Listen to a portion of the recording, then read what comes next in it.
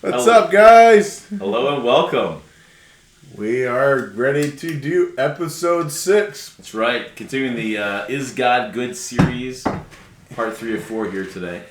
Yes, we're going to explore a little bit more about Is God Good. Of course, our next episode, we're going to wrap it all up and That's right. put a little bow on it, and hopefully it will make sense. Yeah.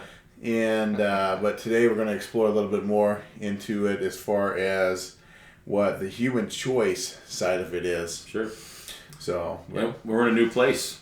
Yeah, you may have noticed the background's a little different. Instead of Joel's theological library, we got a fake brick wall. Because I don't read as many books. But we are at the Think Like Christ office. And the E-Studio. You know, we call this the E-Studio. Hopefully the new secret doesn't throw you off too much. But you know, we may from time to time record here.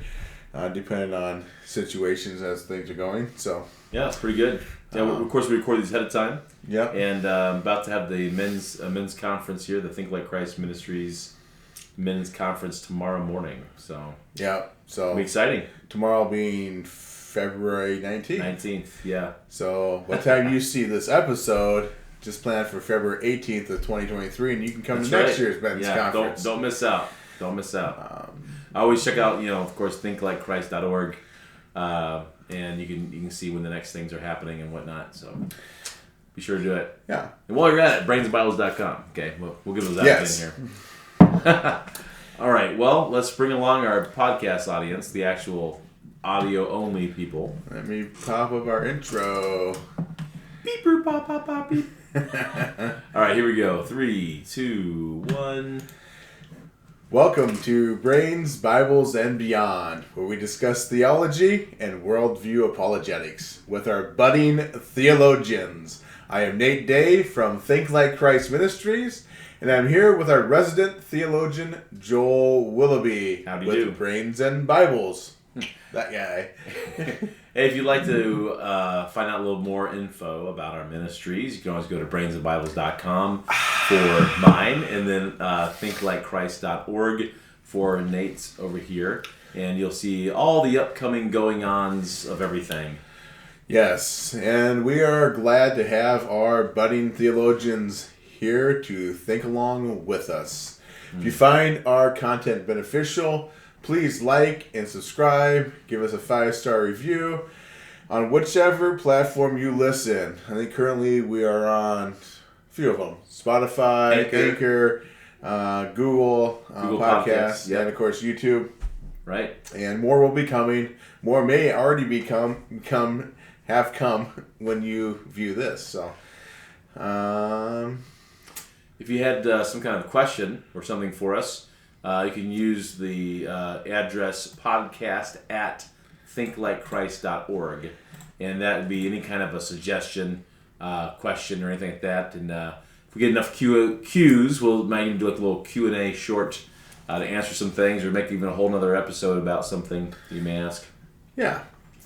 So please email us. We love questions. We love, correcting Joel's theology. That's right. And everything goes along with that. So, anyway, for the last two podcasts, we've been exploring the goodness of God. Is God good? Yes. And today we're going to look again. This is our third episode on Is God Good? Next month we're going to wrap it up with episode 4 and wrap it all together, trying to come to some conclusions. There are some seeming contradictions, and we're kind of exploring through those.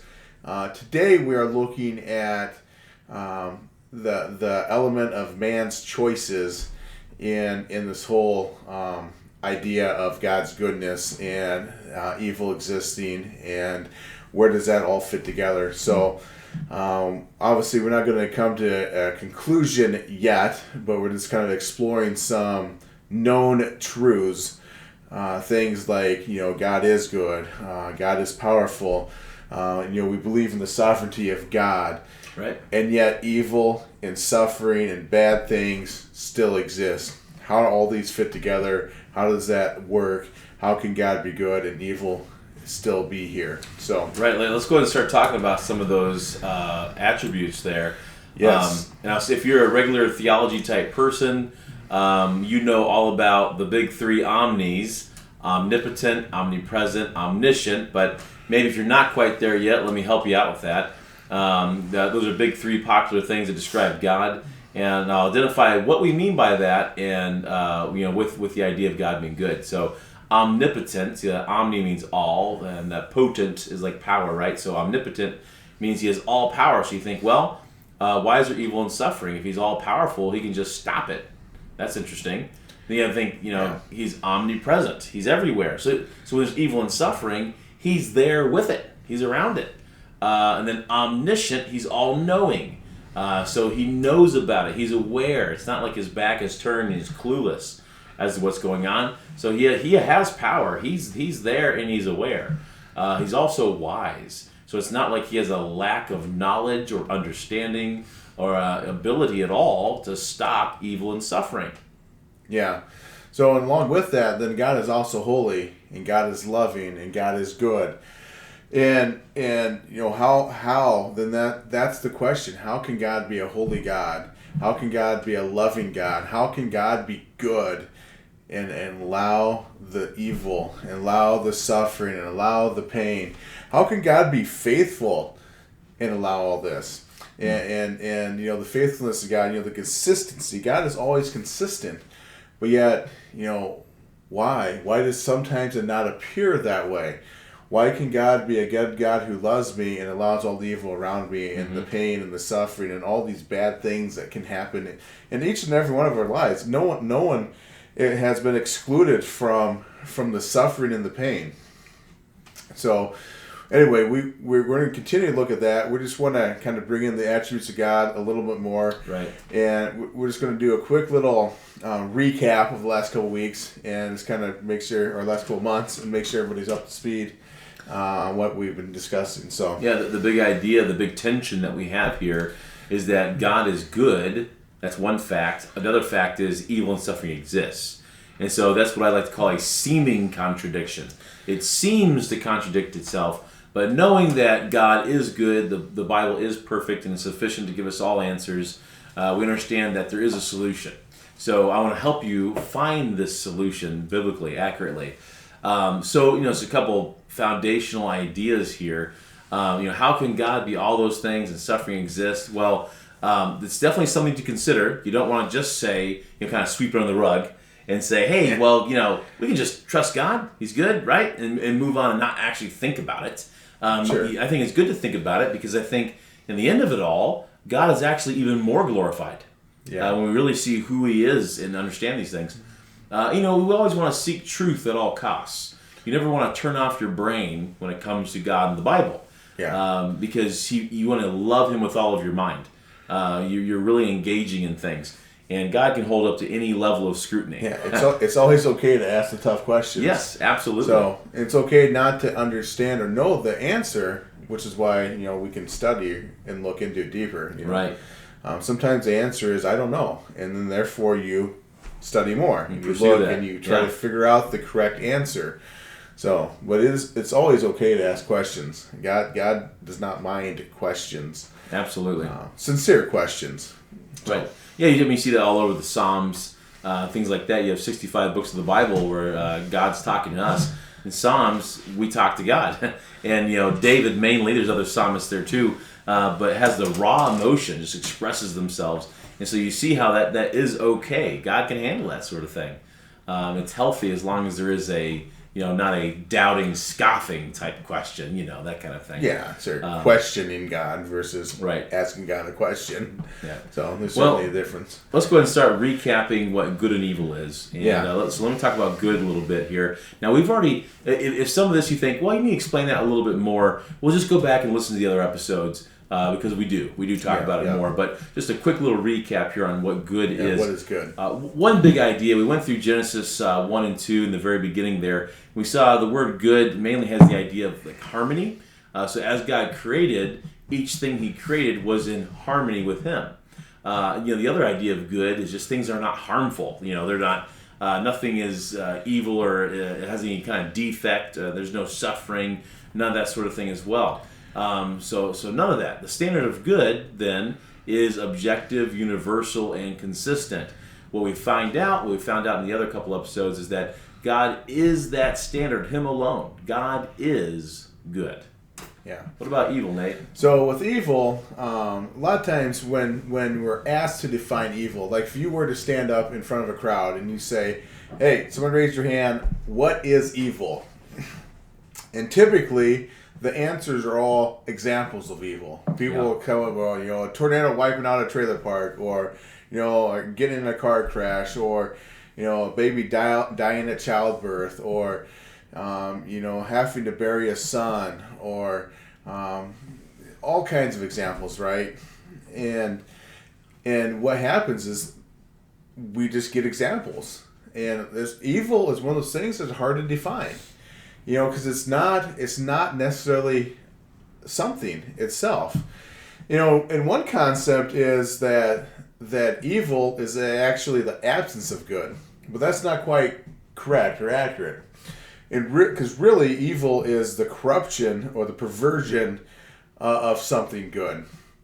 So in the beginning, God created everything and He made it good. Man had choices. So at the very beginning, God created man to love Him. And because God is love, He wanted us to love Him. Well, the only way to have love is to have the ability to choose love.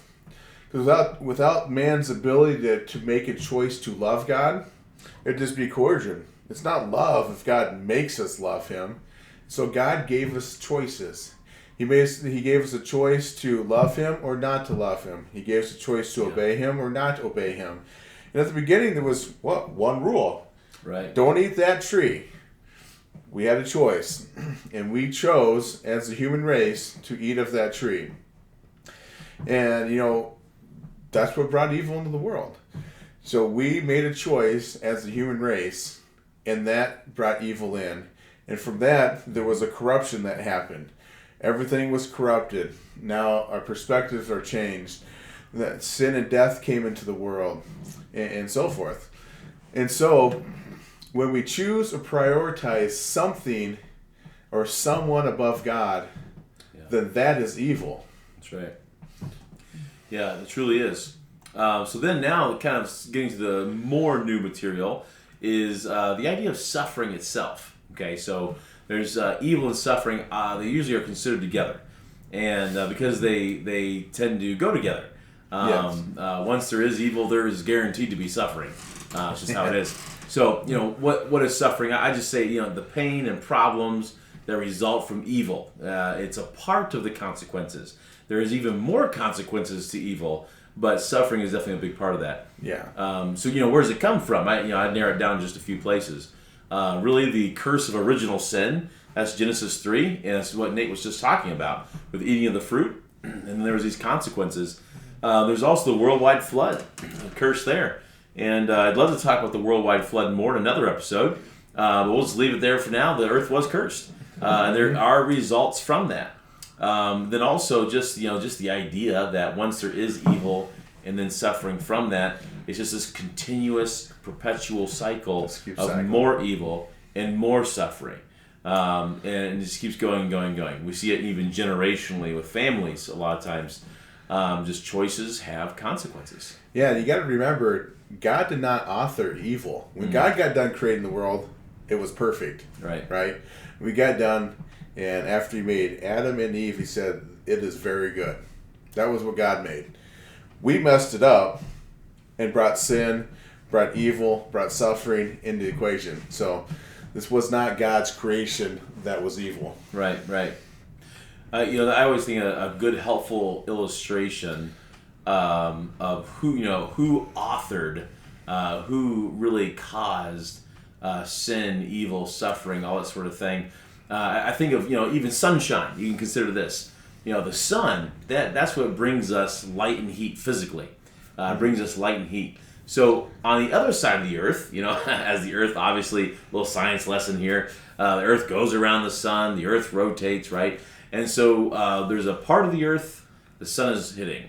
The other part, there's nothing, right? And so is the sun authoring the darkness and cold? Well, of course not, right? It authors the light and heat. It causes that. So the sun doesn't cause the darkness and cold. It's rather the absence of the sun that makes everything naturally dark and cold. That's what space is like. If there was no stars, it would all just be cold and dark. It's the stars that bring the heat and the light. So in the same sense, the world left to itself is just evil and it would suffer. But it's God's presence, God's intervention, God's action with mankind that actually brings goodness and love and everything that He is. Mm-hmm. All over the Bible we have choices. Yeah. So one of the examples we want to look at today, as far as choices go, is the choices that Abraham made. So, going back to Genesis and talking about that, we already mentioned the flood, mentioned Adam and Eve. There's all kinds of examples of people making good choices and bad choices.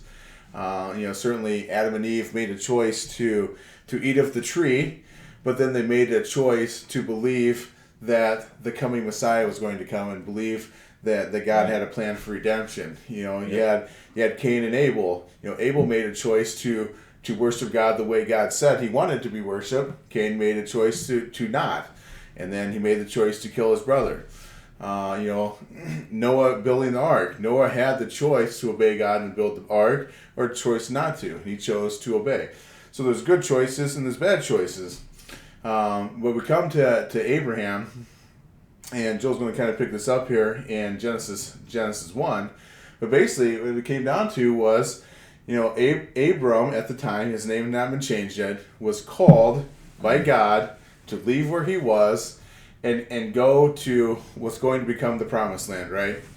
And so in Genesis 12:1, if you want to read that, Joel. Yeah. But basically, he said, leave your kindred and leave your father's house and go. Right. So what's he do? Yeah, it's amazing. It's the first time we really have any interaction with Abraham at all, and God tells him very clearly, 3 commands here: go from your country and your kindred and your father's house, where to the land that I will show you. And then he makes these promises in verses 2 and 3 there. And so, you think, okay, well, he obeyed going from his country, Ur of the Chaldees, right? He leaves that land. He's going somewhere. God hasn't exactly showed it to him yet. There's 2 other commands. It says, leave your kindred, leave your father's house. And even though we don't have a lot of background information here, we understand that God knows what he's doing. God commands certain things for certain reasons. And so he's supposed to do that. So let's see how Abraham reacts to the commands. That's in verse 4. It says, so Abram went, as the Lord had told him. That's good news so far. Yeah. But then it says, and Lot went with him. And it talks about he's 75 years old at that time. He departed Haran, all these other things. But he took Lot. Now, Lot's his nephew. That doesn't sound like he left his kindred. Not really, no. Yeah, I don't think so. But what Lot's dad died, and you got to take care of your family. That's the right thing to do. Right. Yeah. Those all seem good. It's kind of like going back even to the beginning. You think, well, what did Adam and Eve do? They just ate some fruit. Yeah. What's wrong with eating fruit? They went and had their eyes opened. Right. Yeah. Yeah. So a lot of these things they can seem good to us. And of course, the most famous, big lesson on that is the Book of Judges, when everyone decided, let's just do what seems good. Yeah. We're gonna use our own wisdom, forget what God says. Be right. And it was a big mess. Do what is right in your own eyes. Especially toward the end of the Book of Judges. Oh my! Oh boy! There is some crazy, and we're gonna get to something just about as crazy today as we analyze this choice. Yes. So Abraham, of course, Abram now, takes Lot. And that was in direct disobedience to what God had said. Now, to be a little bit on Abraham's side, he was worshiping other gods like the week before. He's like worshiping the moon probably, and then all of a sudden one of the gods speaks to him, and he decides to obey. I got to give Abraham some credit. Yeah. That he did something good. And of course, I think it's Joshua 24:2 that talks about him worshiping other gods and stuff. So we know that was happening, but he does obey partially. And he does so many good things. He does so many good things, and so just like any other person, right. He had his flaws, and obviously, the Bible tells us the goods and the bad, which is good. Well, it's because part we can of relate. One of the evidences that the Bible is actually true is because it says, hey, these guys had a lot of problems. You look at Abraham's life, and he did a lot of great things, and he trusted God, and that was the main great thing. But there were certainly some choices he made that were where would get my wife mad at me. So, but anyway. So we're looking at the choice. The choice to take Lot. So as we have understanding, as we do give grace and mercy, let's just understand the importance of what it means to trust God, and that God is good, and He does know what He's talking about. So here we go. Abram takes Lot with him. So let's see how this turns out. Verse 10. Let's go to verse 10. Another piece of the background here says there was a famine in the land, so Abram went down to Egypt to sojourn there, for the famine was severe in the land. So nothing really necessarily wrong with that. He was just trying to survive. Now you could make a case saying, hey, he should have trusted God to provide for him. You could say something like that, but really there was no real direct command that God was giving here. I don't see a problem with it, except that he did have Lot with him, and that was a problem with that. And so when Lot goes down there, what we're going to see later on is that when he goes down to Egypt, it kind of affects him. It does. He looks around, he sees the prosperity of Egypt, the goodness of the land. He sees what earthly wealth can get you, and he likes that. He likes that a lot. So then later on, a few things happen. We're going to skip down to chapter 13, but in the meantime, they're prospering. Abraham's flocks are growing like crazy. Lots of flocks are growing. I mean, these men are blessed, and they're prospering. And they get to the point where their herdsmen are fighting all the time. Yes. And they're fighting over pasture ground. They're fighting over water. I mean, they're just, they have too much livestock for one piece of ground, basically. We're going down to. Yes. So Lot, being the bigger, or Abraham, being the bigger man, the older man, the wiser man, he comes to his nephew. He wants to do him right, and he says, "Hey, you know what? Why don't you choose some land?" And where you go, I'll go the other way. It's just separate out. Right. We're still family. We're still going to be friends. We're still going to get together for Christmas and Thanksgiving. Right. But 2 holidays they knew nothing about yet. All right. Yeah. They don't even exist. Well, we get it though. We get it. So they continue on. Let's go and read that, because now we have the choice here. So now you have Genesis 13:10. And Lot lifted up his eyes and saw that the Jordan Valley was well watered, everywhere, like the garden of the Lord, like the land of Egypt, in the direction of Zoar. And so you see right there a direct reference to Egypt. When he was down in Egypt, he saw the water, and he's seeing this Nile thing. That's pretty good. Mm-hmm. Everything's growing big and green and lush. And he sees that. And so Egypt had an effect on him. Definitely. So he chooses that right away. Hey, this is what I want. This is what I want for my life. He had plans. He had goals. And he was going to fulfill them. And obviously he was a little selfish. He looked around for the good land and said, "That's mine." What he should have done was be like, "Abraham, why did you take the good land? I'll go over here. After all, I'm just a tag along anyway." And it really, for the history of the land, it was all great, but there was a better part. Yeah. Anyways, he probably didn't make the best choice there. A little selfish.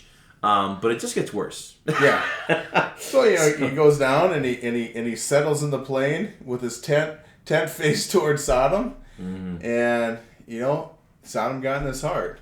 Right. And next you see him moved into the city. Then we see him sitting at the city gates, which means he's an authority at the city. But then we get even worse. So let's read this. And then we're talking about chapter 19, verse 1. These 2 angels came to Sodom in the evening. They didn't know they were angels. They just looked like men. So they came to rescue him, right? Well, yes, in parts. They came to get him out. They destroyed Sodom and Gomorrah and get them out, right? Yeah, Sodom and Gomorrah was about to get burned to the ground like fire and brimstone. Because if we don't somehow know this, Sodom was so evil that it has its own sin named after it. Yes. And so God's going to destroy Sodom and Gomorrah. And Gomorrah basically means garbage. That's what that word means. I did not know that. Yeah. So they both they both had bad connotations. Yes. Because of their lifestyles and things. It was they were very wicked, and they deserved to be punished by God, and so they were going to be. And the story goes, you can look it up in your own time. Abraham basically bargains with God for the life of the people. Right. And there wasn't enough righteous people in the land or in the city for God to spare them. So the angels go down there basically to rescue Lot and take out the city. So I'll just summarize it, but in verses 4 through 8, essentially, everyone learns about these two good, assumedly good-looking men that come into Lot's house, and it says every single man of the whole town, young and old, didn't matter, down to the last man, surrounded the house. And they said, give us those guys. We want to know them in a biblical sense. In an unbiblical way. In an unbiblical way, that's right. And so they say, come on here. So Lot kind of steps out, closes the door behind him, and he says, hey guys, really, you can't do this. These are my guests. They're protected under my roof. I'll tell you what. I'll give you my 2 daughters that are married that have never known a man. Seems to be a problem there. Okay, so anyway, he says, look, you can do whatever you want with these girls. I mean, what wickedness, right? I have 2 daughters. I can't imagine such a thing. Yeah, that doesn't make sense. That's what poor choices do. But you can see that sin progression that Lot had, certainly, but yeah. And of course, these guys were so far down, they weren't even interested at all. They wanted those 2 men that were in the house. That's what they wanted more than anything. Yeah. So then you travel on. This is the last passage now. Still in Genesis 19, verses 30 through 38. I think I'll summarize this as well, just for time's sake here. But essentially, Sodom and Gomorrah get destroyed. Lot's wife turns to a pillar of salt. By the way, do you know what the last words that Lot said to his wife? Right before she died. Oh, what was it? He said, "Is anyone following us?" And she looked back. Okay. All right. So, that might not be actually accurate. Okay. But not 100% accurate, but yeah, possible. So they go living in a cave, and there's a whole mess I would love to walk you through here, that would just show you just how crazy this whole thing was. But they end up living in a cave. Lot and those 2 daughters that we already mentioned before. That's all that's left. And the 2 daughters, growing up in the wisdom of Sodom and Gomorrah and their own father's instruction, they would think, well, you know what the most important thing is that our father would have a continuous lineage. And there's nobody that's going to actually marry us now because of our history and have children with us. And so our only option... Plus we're living in a cave and there's no one else around. Right, and they're hiding in that cave. They don't really want to live with anybody else. Everyone they know just got burned to the ground with fire and brimstone falling from heaven. Right. Yeah, so, that's a rough situation. Yes. So then they said, let's get Dad drunk and have an incestuous relationship with him. And they did that one after another, one night and then the next night, and which is really sad. So then you come to the end here of that passage in Genesis 19, and if you start at verse 36, it says, thus both the daughters of Lot became pregnant by their father. The firstborn bore a son and called his name Moab. He is the father of the Moabites to this day. The younger also bore a son and called his name Ben-Ami. He is the father of the Ammonites to this day. And if you just do a little bit of search history in the Bible here, you'll find out the Moabites and the Ammonites caused major problems for Israel. Big problems. And so collectively, I'd say for the whole history, easily costing hundreds of thousands of lives because these people came up, very evil people groups. And it was all because you could trace this all back to one single decision. And that was Abraham taking Lot on his journey. What's appeared to be a good decision, a kind decision, but it wasn't what God told him to do. This is why we got to rely on what God says is good, that He is good. So whatever His thoughts, His actions, everything that He is, His very essence, that is good. Mm-hmm. So we can't rely on our own wisdom. We have to rely on His. Yes, absolutely. So our big takeaways. What are our big takeaways, Joel? We got 4 today. We got 4. Yes. So God's attributes are perfect, balanced, and in harmony. That's so Yeah. crucial to understand. And next thing is God did not author evil or suffering. He did not create that. He is not the author of evil. Remember, he gave us the ability to choose to love and obey, because without choices, love does not exist. And we chose to not love God and to not obey God. And because of that, it brought evil, pain, death, curses, and suffering into this world. That third takeaway, God is purely good and the standard of good. Trusting in those 2 items saves you a lot of heartache and trouble in this world. And then we have human and free, the human choice or free choice, authored evil. And, it's kind of just rehashing what I just said a little bit ago. It's the author of evil and suffering, and it just keeps breeding more evil and suffering. Right. It's just a terrible cycle. Just over and over again. And the more we're evil, the more suffering comes, and the more we react to the suffering, and the less we trust God, and it just keeps continuing down the cycle. So, well, we got to wrap up here. Thanks for listening, budding theologians. Really appreciate you. And remember, like and subscribe, and give us a 5-star review, and we will see you next month for the wrap up of Is God Good? Woo! It's exciting. All right.